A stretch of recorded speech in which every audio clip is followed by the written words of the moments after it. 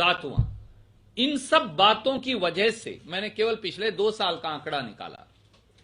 बिहार में केवल डायरिया से 10 से 6 लाख 5,84,000 लोग पीड़ित हुए।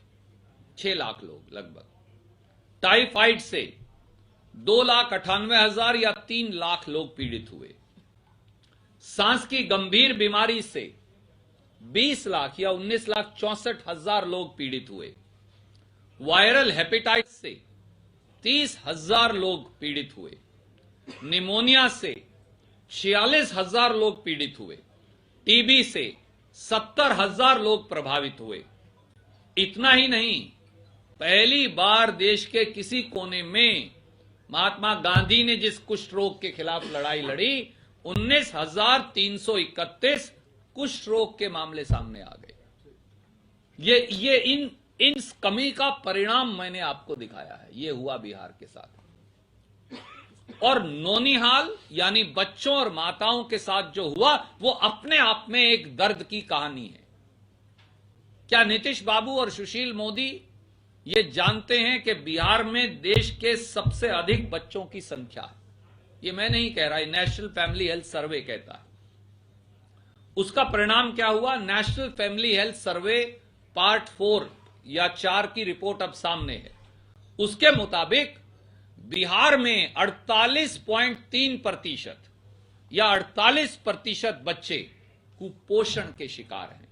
यानी उनकी संख्या क्या हुई? 2,30,00,000 बच्चे बिहार की 12 करोड़ आबादी में से 2,30,00,000 बच्चे हैं जो कुपोषण के शिकार हैं, क्योंकि कुल आबादी 4 करोड़ से अधिक बच्चों की है। और 75,000 बच्चे बिहार के जन्म लेने के 1 माह के अंदर ही दूसरे माह का सूर्य नहीं देख पाते, क्योंकि सरकार लापरवाह है।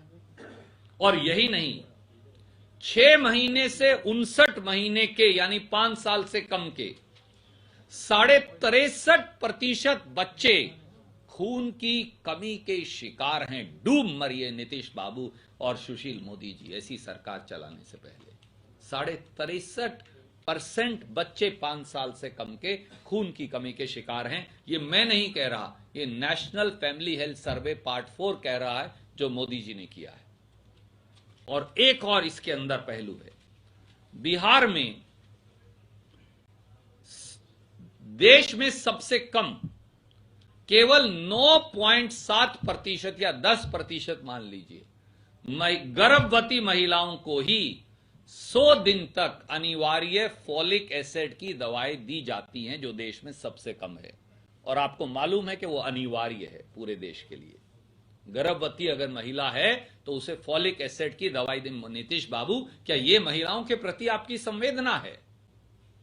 और इसका नतीजा यह है कि 58% गर्भवती माताएं बिहार में खून की कमी की शिकार हैं और 15 से 49 साल की 61% महिलाएं खून की कमी की शिकार हैं। अगर आप गर्भवती हैं बिहार में तो भी आप खून की कमी की शिकार हैं 58%, और आमतौर से भी 15 साल से 49 साल की 60.5% महिलाएं खून की कमी की शिकार हैं। और तीसरा आंकड़ा और भी चौंकाने वाला है। देश में फिर सबसे कम बिहार में केवल 3.25% महिलाओं का ही गर्भावस्था के दौरान एंटीनेटल चेकअप होता है, जो देश में सबसे कम है। और बिहार के 40% बच्चों को प्रतिरक्षित टीका ही नहीं लगाया जाता। BCG, measles, polio, DPT. आपको पता है, एक भी बच्चा छूट गया तो सुरक्षा चक्र टूट गया। यह नारा है भारत सरकार का। पर 40% बच्चों को वो टीके ही नीतीश बाबू और सुशील मोदी जी की सरकार लगाती ही नहीं।